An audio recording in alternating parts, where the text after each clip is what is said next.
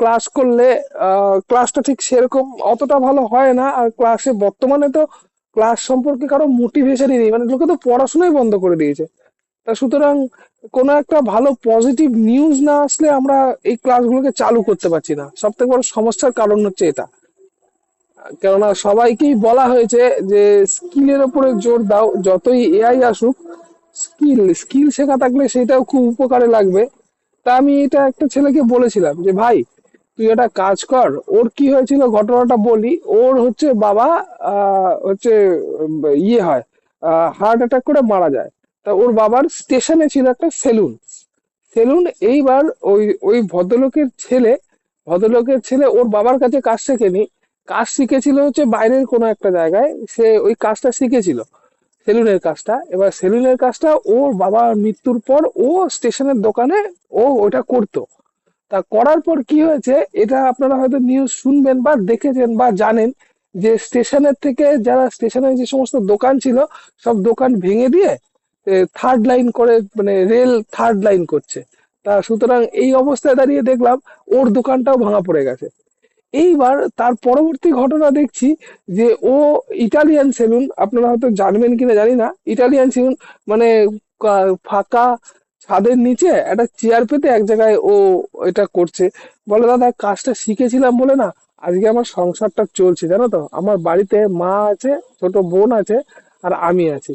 এই কাজটা জানতাম বলে আজকে পেট চলছে। দোকানটাও দেখেছো, দোকানটাও ভেঙে দিল।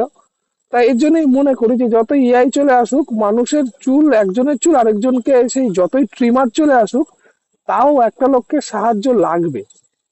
আর এখানে স্কিল আমি একটা খুব ছোট উদাহরণ দিয়ে বললাম যে সবাই নিজেদের যে যার ভিতরে যা স্কিল আছে সেই স্কিলটাকে কাজে লাগাও।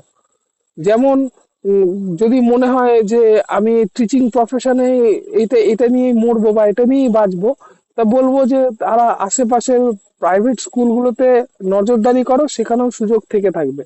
বা যারা এমএসএমই কুটির শিল্পের কাজ জানো তারা কুটির শিল্পের কাজও করতে পারো, গভর্নমেন্ট লোনও দিচ্ছে। এবার বিষয়টা হচ্ছে এই রিক্রুটমেন্টের জন্য আমি কাউকে বলবো না যে আপনারা ওয়েটিং করে বসে থাকেন, যে আপনাদের আপনাদের খবর আছে আপনারা বসে থাকেন, আমি কাউকে বলবো না। কেননা সবার পেট আছে।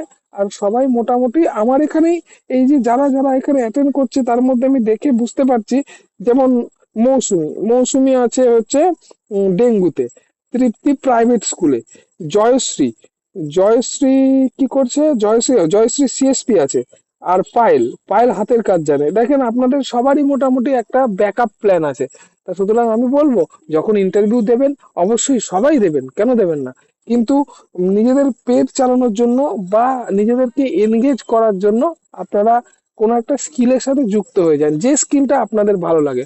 কেননা সব থেকে বড় জিনিস যেটা, সেটা হচ্ছে আপনাদের ডিপ্রেস করে আমার কোনো লাভ নেই। আর আমি এখন মোটিভেশন দিতেও পারছি না আপনাদেরকে। আমি যতই আপনাদেরকে মোটিভেশন দিই, অ্যাকচুয়াল নিউজটা ঠিকঠাক না আসলে কোনো মোটিভেশনই কোনো কাজ করবে না। মানে প্রত্যেকটা জিনিস একটা স্থান কাল পাত্র বিশেষ তো, যার জন্য আমি এই কথাগুলো আজকে বলছি।